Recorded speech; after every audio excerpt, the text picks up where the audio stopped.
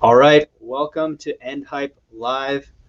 I'm your host, Callie Keen. I've got Jason Portnoy here. So we're going to talk about digital marketing magic and how it can impact real businesses. So this is something that they're constantly messaging me about, and it's not something I do. I'm not a digital marketer. I'm a product guy. So I'm reaching out to my network and I'm saying, like, who does great work, right? Who can give us these answers, and whose brain can we pick? And Jason came recommended by Zach, right?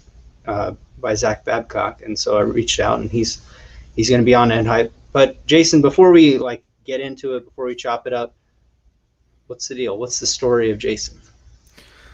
It's a good question. What's the story of Jason? So I actually, how far back do you want me to go?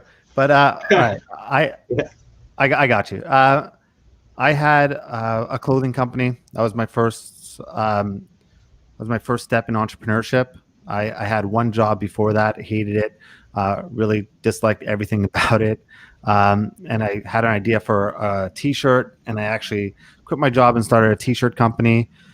Very lucky that I'm persistent, and I was mentored by Damon John from Shark Tank, who really just saved me a lot of money from making a lot of mistakes.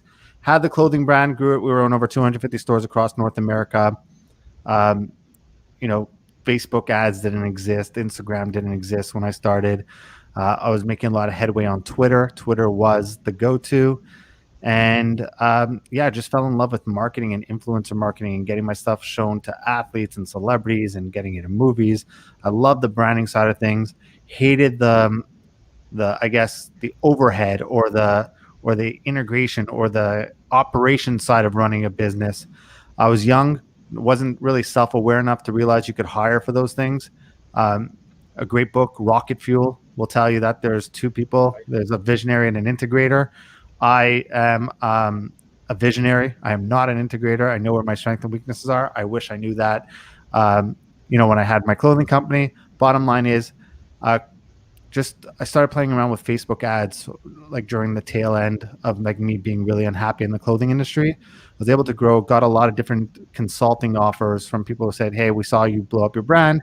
Can you come help us a little bit? We need to get out there more." And I loved doing that way more than I loved running a clothing company. I was doing it for free. One day I was like, okay, maybe I should charge for this. And I'm lucky I have a very supporting wife who one day sat there and looked at me and said, "Look, I ask you a question about the clothing industry, you get all upset. I ask you a marketing question, you chew my ear off. So just pick something, like just be happy." And that was the most important lesson I've learned, was just be happy. And I started playing around with Facebook ads, got really good at it, decided to take on a client. We scaled them from $2,500 a month to $300,000 profitably. That was my first client. I'm really lucky in the sense that if that first client would have been a whopping fail, and I would have bombed with them, would I have been where I am right now? Would I have just given up? I don't know. I would have been like, back to the clothing business. I guess I'm not good with this thing. But it ended up scaling. Then our second client took from $90,000 a month to like $400,000, all profitably. And I realized, the gift is in marketing and really understanding the whole customer value journey and paid media and distribution and advertising. And here we are around 5 years later with an advertising agency. I guess I hate the word agency, but we help our clients really grow and scale their businesses. We're predominantly e-com. We do a lot of B2B now and a lot of just personal branding if people are interested in it, but most of our clients are e-commerce. And then I also got my podcast called Perfectly Mentored, where I've been lucky enough to pick the brains of some like really top people like Gary Vaynerchuk, Damon John, Grant Cardone, Randy Zuckerberg, Harley Finkelstein from Shopify, just to name a few. But Yep. That's me. That's my journey. I hope that answered your question. I could have gone further awesome. if you want. No. Well, first of all, before we go, like, people should write down your podcast, because you have had insane guests on there, and when you have that connection, the amount of value that you can get just by listening to that podcast is almost like getting a little bit of a mentoring session with you. And I like that. I like the name Perfectly Mentored. It's phenomenal. But so there's this thing that I always say, or I'm always thinking about, is like, I say, action creates opportunities, right? And you might have discovered it later, but you discovered digital marketing and your love of digital marketing because you got started in another thing. And it's like we don't understand like where we're going to go or our gift until we start creating some kind of movement. It's like we're climbing a mountain and then we're like, there's the real mountain. Like I just saw a hill, and I think that's so cool. That it's not even a pivot. It's like you would never have gotten there without it. I think you So just have to be you just have to be open to opportunities. I'm not emotionally attached to business. It's not my baby. I already have two babies that I love, and I wouldn't pivot it off of or sell for any amount of money in the world. Even though at times maybe I should or wish I could, but I love those kids. I would never sell them. A business is not your baby. yeah, And I don't like when people get emotionally attached to it because that's when you make bad decisions. I'm always open to the possibility that where I am right now, I won't be in 5 years from now, and the business I'm in may not be around in 5 years from now, and I may be doing something completely different. yep, Um, you just have to do things and follow. And if you're a real entrepreneur, you're always looking for an opportunity. And you get into something because it opens up one door, and then you walk through that door and start something different, and it may open up another door. yep, But it's a blessing and a curse, right? Because the blessing is you're always looking for opportunities and you find it, hopefully. The curse is in the beginning, you may not see something through, and you're always just jumping from thing to thing and you never really build a business. So that's just the one caveat to that. Do you see, like, since you're a digital marketer, you're in one of those kind of hub and spoke roles, right, where you see a lot of different opportunities, and do you still get that same kick, or do you see somebody selling t-shirts and you're like, man, I should start selling t-shirts again? Is there the temptation is there, or, because you see everybody like blowing up e-com right now, and you're thinking like, I've got all the tools.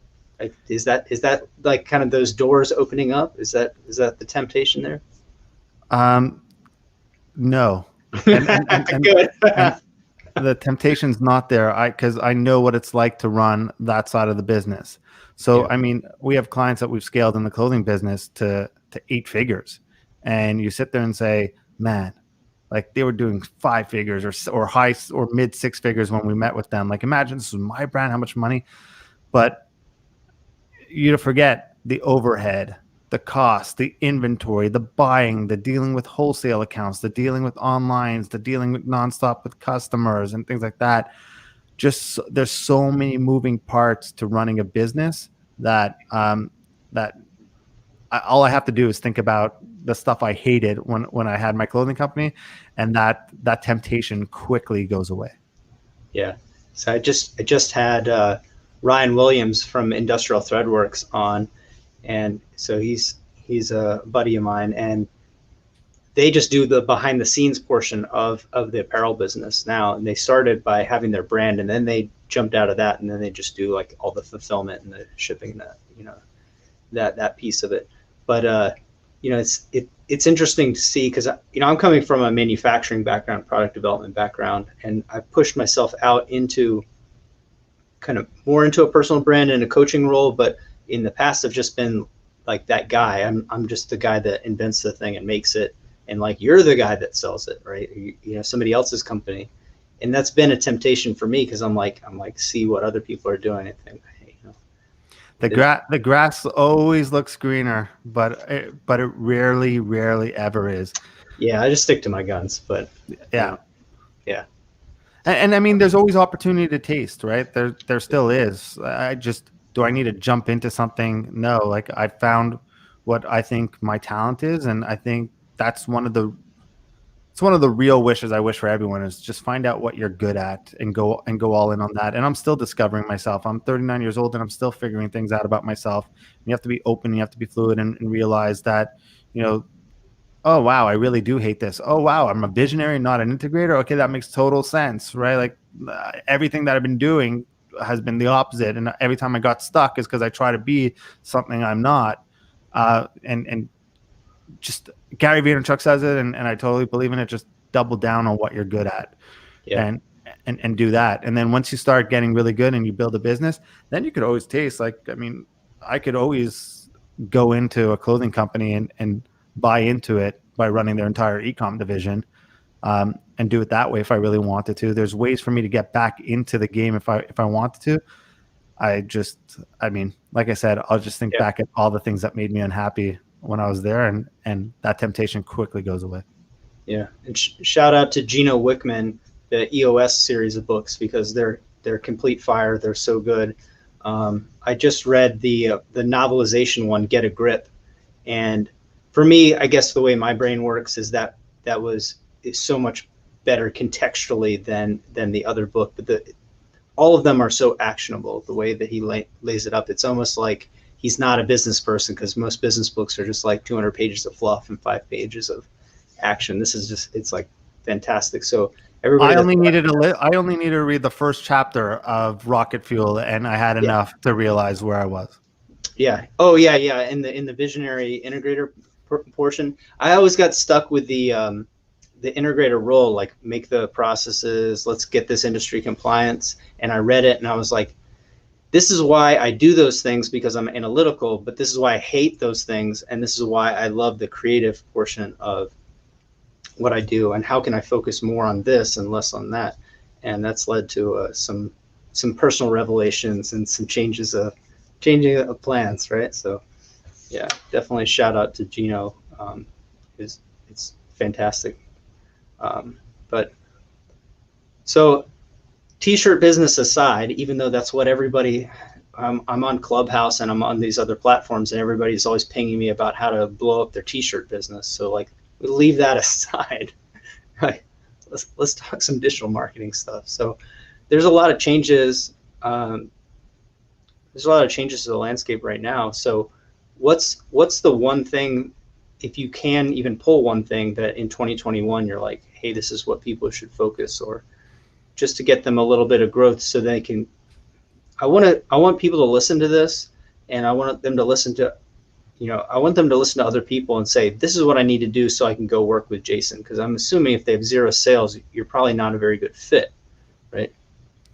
Yeah, and 0 sales, I mean, you need to go prove out your own proof of concept. I wouldn't hire anyone to do it for you. I think you need it. Yeah. I think there's something about going and for lack of better words, hustling your way to your first $10,000 and really understanding who your customer is versus handing it off and going into major debt. I don't think you should hire an agency. 2021, I think you're going to see a lot about community and building a community around your brand, around your product, owning your own customers. So less, Facebook's coming up with a lot of changes. We're moving towards a cookieless web eventually, where tracking is going to become super hard, and data is becoming more and more of on the forefront of issues and privacy.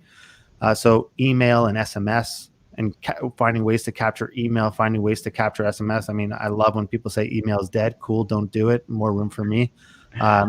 Definitely do that. I think email and SMS for 2021 is going to be really, really big. I also think you need to look, at the end of the day, these are all tools, right? Yeah. They're all tools, and they're all needed.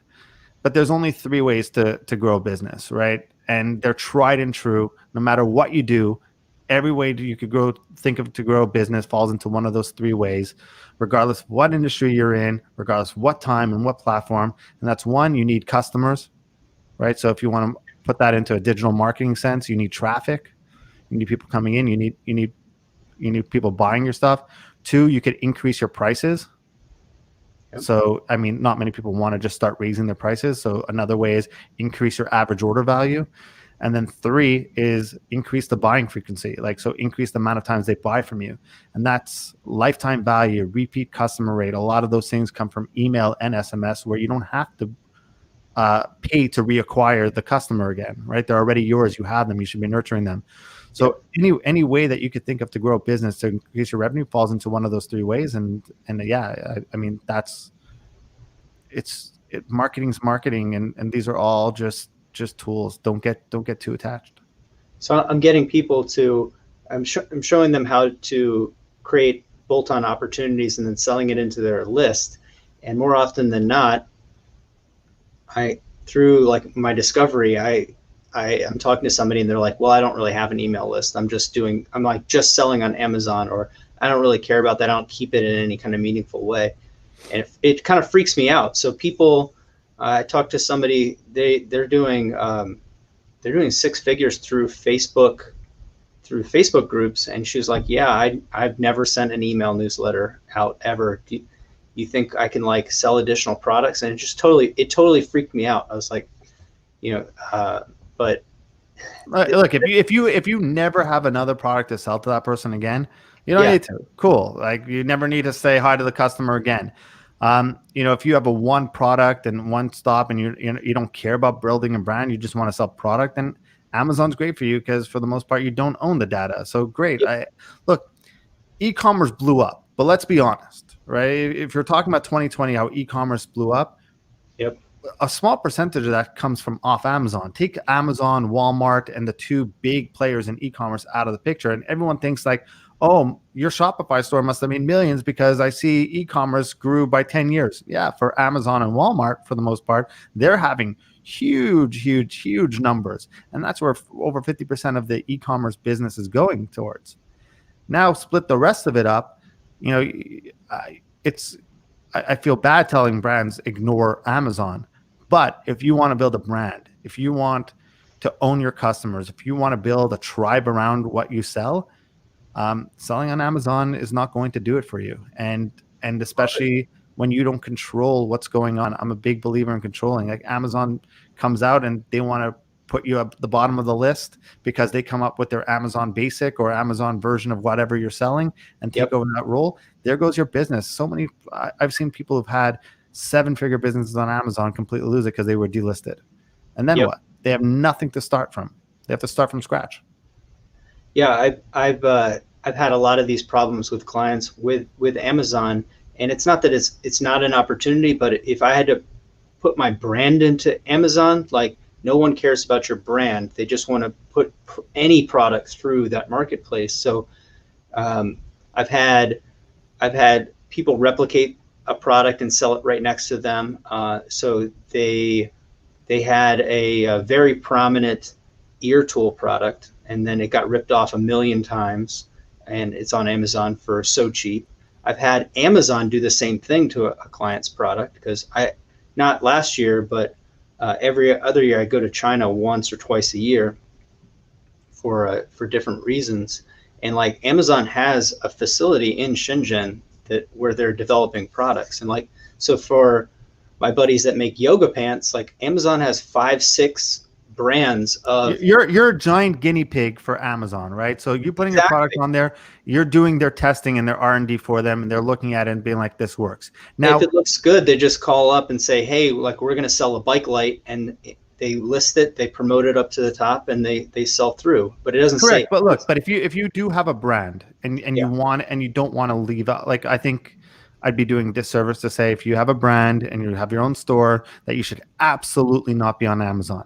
But there are ways to do it. So number one is I would definitely never sell anything on Amazon at the same exact price that you sell on your website or for less, because chances are what most people do is they see an ad for you for the first time, they'll look you up, and then they'll look to see if they can get on Amazon.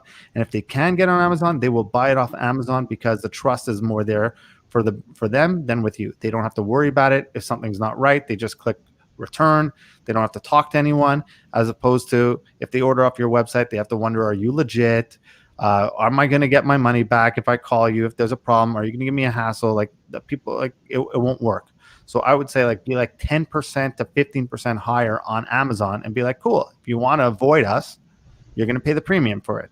That's the one way I would tell you if you want to sell on Amazon to do it, or sell stuff that you don't sell on your website, so that people could find you on there. So it's like, cool, I could taste you and I could try it. I could try you out with Amazon. And if I really like it, I'll come back to the brand because I know you're good. Yeah, I know people put little cards in there. It's like text 5555 to this number and get this on your next order, and they try to drive traffic to their site. But I'm like, how consistent is that? Like that, there's a lot of friction in that process. So like maybe it works, but I haven't seen any good numbers on that from people I've worked with. Like the numbers they're not phenomenal. It's something, right? But And I don't know about you, but I like to be in control as much as I can be in control over. So I don't want to Yeah. leave something up to chance because I put a gift card in there and hope that they text me so that I can now pixel them and track them around the web and get them to buy again. I want Yeah. to be in complete control. If someone's unhappy with my product, I want to hear from them. I want to know what they're unhappy about. If someone got something and it was ruined in the mail, I want to be I want that, as opposed to when you return it to Amazon and I get zero data off of it and all I know is there was a return. Interesting. Yeah. Yeah, I like that.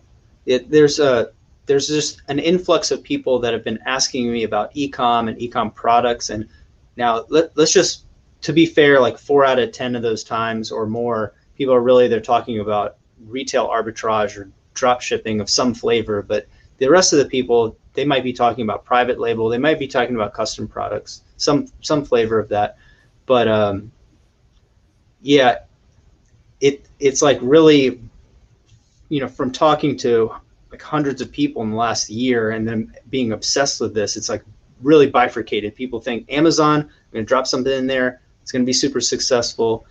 Or they're thinking Shopify store, I'm going to drop something on a Shopify. I'm like, it's a website builder, and the other one's a marketplace. You got to get the customers to there, right? It's not a Kevin Costner situation, right? Right. But I don't know. I think it's really interesting. So I appreciate like all your perspective on this, because that's really, people get it and they think if I get some money together and I get a product, I'm gonna have a business. I'm like, no, now you have a product or like a basement full of stuff. They're like, if I pay somebody to make a Shopify site, then people will buy it. I'm like, now you have stuff in your basement, you have a website that nobody's been to. So it's I like, mean, look at it from a retail perspective, right? So yeah, let's really dumb this down. yeah, You have a product, great, right? Pretend there's no internet. You have a product, great. You came up with a great idea. What do? You want to sell it in retail? You got to go find a place in a mall or some sort of strip mall and figure out and open up a store, yeah, right? So now you have to find a location. That's Amazon. That's Shopify. Whatever you want to call it. Call that store that. So you go into this great strip mall that's called Shopify, and you open up a store, and you put it in there. Now, no one knows you exist, right? Like no one knows what your store is. If you have no signage, if you have no like sign on the door saying we're open, or a big sign saying, this is our product, or this is what we do, this is the name of our store, grand opening, no one's coming. You may get a couple of traffic, like foot traffic, and that's where Amazon really helps. Amazon's more like the strip mall, because if they go into one store, they may see you on a different store. But if you open up in the middle of nowhere and didn't do any advertising, didn't tell anyone you were there, you're going to go out of business pretty quickly, right? Like that's it. yeah, So that's what people throw out real world tactics when it comes to online, and they think that, oh, online, everyone's just going to hear about me, yeah, right? No, distribution matters. People have to know you exist. Awareness, marketing, and advertising precedes the sales cycle. yeah, They have to know you exist in order to do business with you. That's number one. You want to talk about the number one reason brands fail? It has nothing to do with lack of finance or running out of money. They have an awareness issue. If people don't know they exist, they can't do business with them. And if they forget they exist, they can't continue to do business with them. yep, The best, like I think Grant Cardone said on the podcast, saying that the best known product always beats like the best product. Best known always beats the best. yeah. The best product loses every day on the internet, right? Yep. Uncle G's right. You got to know you to flow you, right? Oh wow, you're spitting all the rhymes now. I like it, but that's a serious issue with people. People think that it's that Kevin Costner thing. If I build it, they'll come type thing, and no, they're not going to come unless you tell them to. Yeah, I like And that. and how many times you have people listening right now who are probably sitting there going, I really have the better product, right? I have the better solution. I have the best this. And so often we believe we're our best kept secret. And that's a horrible place to be as a business owner.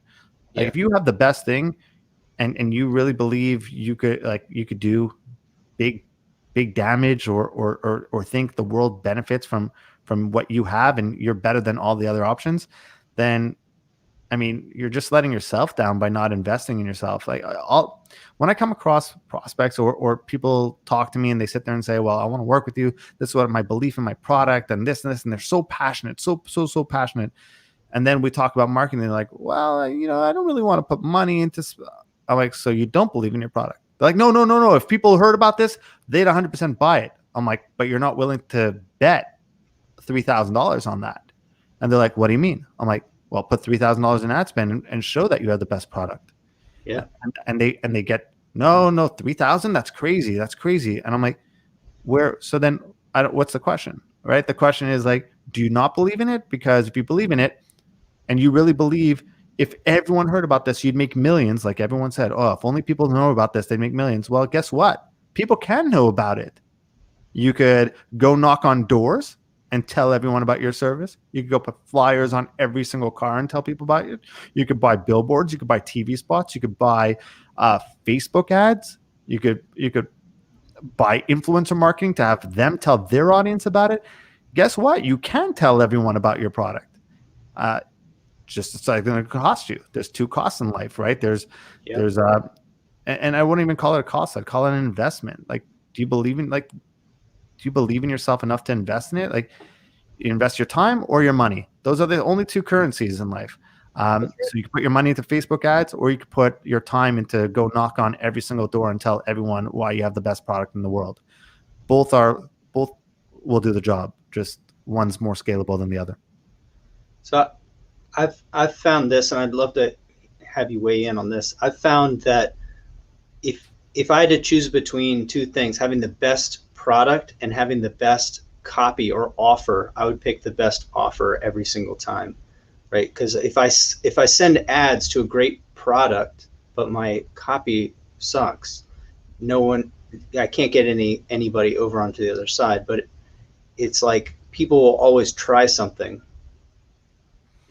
At least in my experience, like, you know what I'm saying is, like, I can build a bunch of awareness, but if my copy is terrible or my offer is terrible, I'm just kind of scaling mediocrity versus. Yeah, I would just break it down, like break it a little bit. I think you're right. And I like the direction you're going in. I would just break it. And what I mean by break it is most people think they have a traffic problem. They don't have a traffic problem. They have a failed offer that converts problem, right? They don't know how to craft a sales offer. They don't know how to get people to come. You don't have a traffic problem, right? So like, oh, people are coming to, no, you just don't know how to craft a good offer to get people to come. That's step one.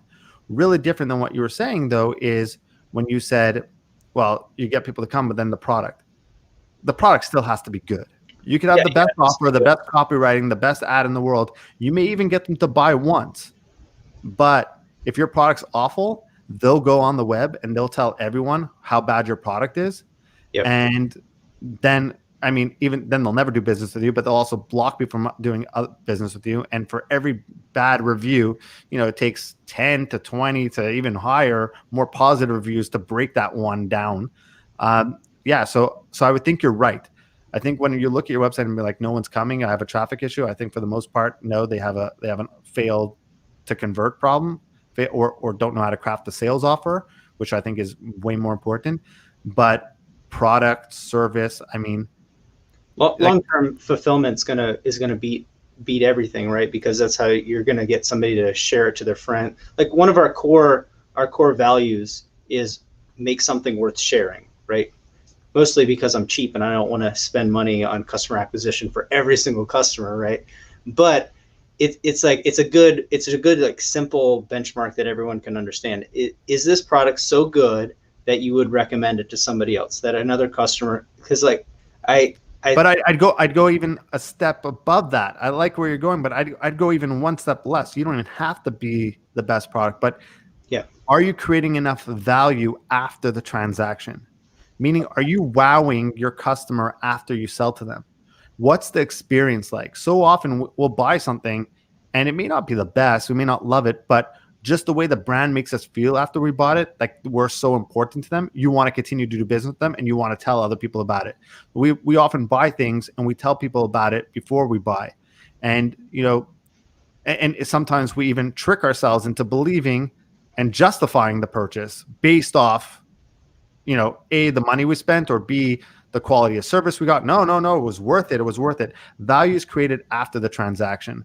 But at the end of the day, your product still has to win. Like, the best advertising in the world will only speed up the rate at which you either fail or succeed. If you have a great product, great advertising is gonna skyrocket. It's gasoline on the fire. If you have a bad product, all it's going to do is speed up the rate at which you're going to go out of business. So especially if you kick it back to you said community is going to be so big in 2021, right? What we are offering has to be good on that whole spectrum, right? It has to be good throughout, because people are going to bring it back to that community that you're trying to, grow, or their community, and it's either going to be a stop of everything, or it's going to help flourish. So I think that goes across anything. If you're selling services, it doesn't matter if you're selling fake lashes or you're selling selling tanks, right? If it's not worth somebody taking it back to their community and say, like, look what Jason's doing, this is amazing, why do it? Right? And if no one knows Jason's even doing it, then it doesn't matter, right? Yeah. No, I think these conversations are fun because people look at the obstacle that's right in front of them instead of looking at, like, hey, this is my intent, this is what I'm trying to achieve, like, this is what my business would look like, and there's all these pieces that I have to reverse engineer, and it's not just this one thing that sits in the sand. So the most common question that I get from people is they want investment, right? They're like, how do I get investment? And I'm like, you don't need investment, you need money. There's lots of different ways of getting money, but if you had money today, what would you do? And they're like, I would pay for this product development. I'm like, but that, why do you want a product? And we dive in deep, and it's really some version of, like, they want financial freedom, they want more time with their family, they want these goals. And I'm like, getting venture capital backed startup isn't going to give you this thing, it's going to give you the opposite. So, like, let's factor this in. But I think that they look at that one piece, and it seems like digital marketing becomes the next piece after that. They're like, I created this product, spent $250,000 developing it. Now, how do I get people to buy this thing? And I wonder how many people spent that $250,000 in product development without testing if there's a want or demand for it in the market. An unbelievable amount.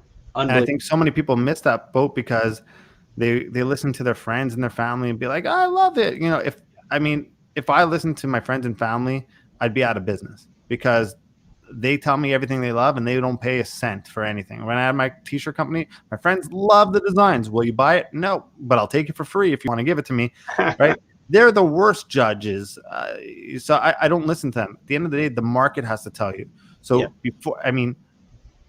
if you're spending $250,000 to develop a product that you don't even know the world really wants, that's just not good business. I hate to be harsh, but if someone's listening, they need to know that you could test the market and see if there's a demand for it and then go in on it. But if there's no demand, don't spend the money. It's just to develop a product because you want freedom. You get freedom in many different ways. And sure, taking people's money, taking venture capital off an idea, you're an employee, because no one's going to just take 5% of your idea, right, and give you all the money. They're going to take majority of the business, right, because it's an idea, and they're going to do it because you own nothing. You don't have any IP. You don't have anything. You just have an idea, and you're not going to get venture capital on. Very rarely, I should say, are you going to get venture capital on just an idea that you don't own anything to, because theoretically they could go and make that idea themselves. So, yeah, I've never personally seen an idea that doesn't exist in a business that doesn't exist get funding. And I know that we hear about it, on the news or whatever, but it's on the news because it's rare, right?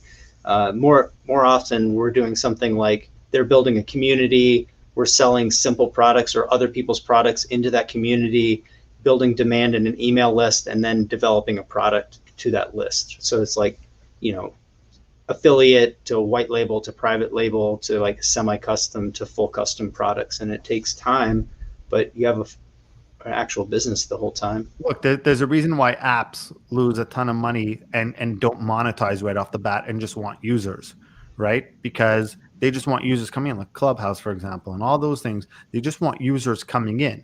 Then they go to VC and be like, look, we got 1 million users. It's this and this. It's popping off. It's crazy. And then venture capital are going to throw money at them because they know it's all like, go back to what I said in the beginning, email and SMS. Why is it so important? Because you own the list. Owning your customers, having an app that has millions of users on it, it's not making money. You're going to get big money for that because why? It's people. You have data. You have somebody coming in there that you could sell, and they sit there and say, if the app fails, it will never be a failure because we have so much data that we could turn around and remarket them to something else because we have all their info. So people buy things more for the list. If you're going to sell if you're starting starting an e-commerce brand with the intent to exit, the best way to do that is find what parent company will need, not necessarily your service, but need your list. If you were to build up really big, so if you're a pet company, right? Like so many people are like, hey, I'm gonna make pet food and I'm gonna sell my business, and I'm gonna be millionaires. Figure out like if you could do that and you have information and you're doing millions of dollars, but like PetSmart's not going to care about your dog food, right? Or your dog bowl. They'll go make that for a fraction of the price. They don't need to overpay you for that. Yeah. They want your list. Yep. Yeah, there was a pet treat camera company that got a lot of venture capital back, and a client that was in the space was like, why did they get a bunch of money? And I was like, because they'd figured out different ways of getting a massive pre-order list. Their pre-order list was huge. It was hundreds of thousands of people. So their business was instantly worth the amount of money that they got purchased for because they had a list of people that wanted dog treats already, right, for this machine. So it was like they can just sell into that list the other 1,000 products that they have, and probably with a bundle launch make the money back for giving that guy millions of dollars. Yeah. Look, I'm still bothered that people who spend $250,000 on product development without doing research when you could just go on Kickstarter or Indiegogo and test your product out there and see if people are going to buy it, and you don't even have to make it. Like their funding will pay for the product, right? Like just make a cool 3D prototype and say it and put it on there. I mean, that's one of the reasons I founded my company, Red Blue Collective, because I was sick of, in my manufacturing company, people coming in and being like, hey, I have this prototype, I've spent all this money, and I got to go to this show. I need to make 10 more prototypes. I've spent this absurd amount of money. And I'm like, as somebody that develops products, and I look at their business, I'm like, you have product market fit when people are demanding your product, right?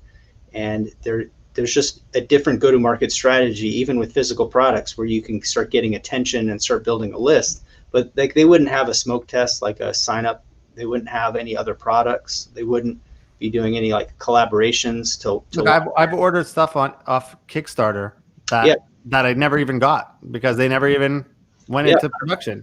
I 100%. paid the money. I don't get it back because Yep. you're technically an investor in it or whatever. If the business doesn't work, you don't get your product. So there's zero need. Like I'm just bothered that you actually that people who do. Like there is zero need, and I feel bad because maybe unless they're like billionaires, then I don't really feel bad for them.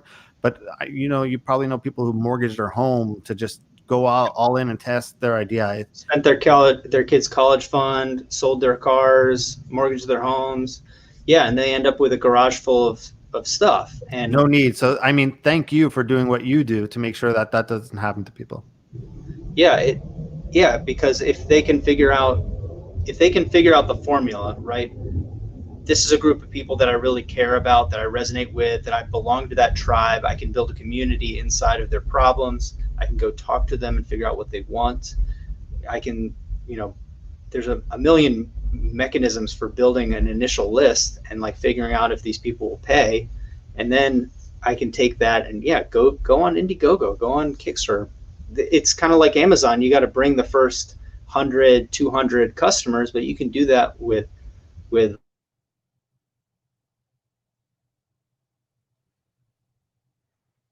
Your sound just cut out.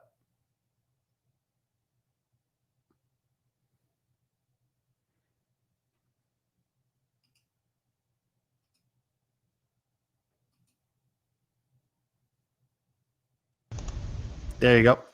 There you go. Got you back. All right. There you go. It did something weird. It just like muted me. Um, but yeah, like if they can just find that group of people that they resonate with, that they understand how to message to and what they need, yeah, they can go build a website really quickly and use Kickstarter, Indiegogo.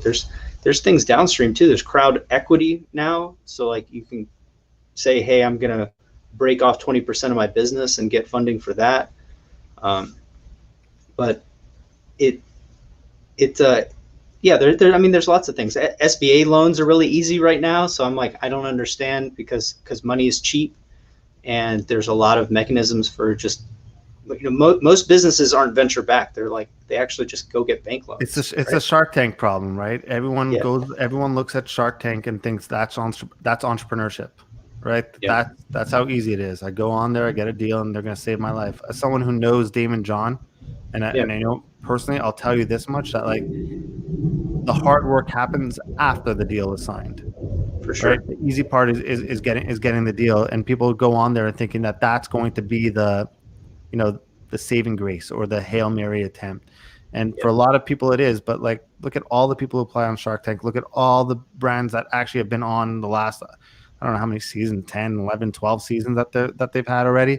Yep. How many of them have blown up to be huge brands? And that's having national exposure and being on a show, having a shark behind you, having all the marketing like that you couldn't even pay for. That's millions of dollars of marketing to be on that show. How many of them have blown up? And so I think people don't realize that like 9 out of 10 times you're going to fail in this line of work. So to think that you're just going to go mortgage your house on an idea is just completely negligent, in my opinion. Yeah, it's super scary. And what is 100% corollary to that is like the people that do that, they've also never run a business before. So I'm like, what would success look like? Like, imagine that launch went phenomenally, right?